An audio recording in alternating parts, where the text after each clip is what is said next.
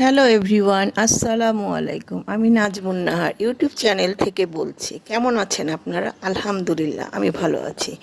YouTube চ্যানেলে আজ আমার প্রথম ভয়েস দিলাম। আশা রাখি ক্ষমা সুন্দর চোখে দেখবেন।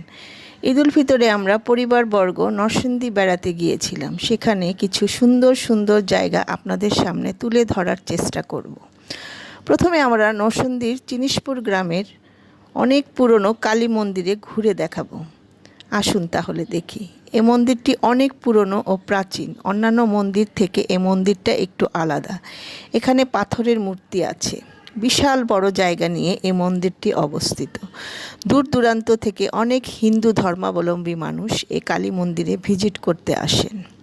এরপর আমরা চলে গেলাম নরসিংদীতে একটি নতুন গোল্ডেন স্টার পার্ক। এ যেন এক ফুলের রাজ্যে প্রবেশ করলাম।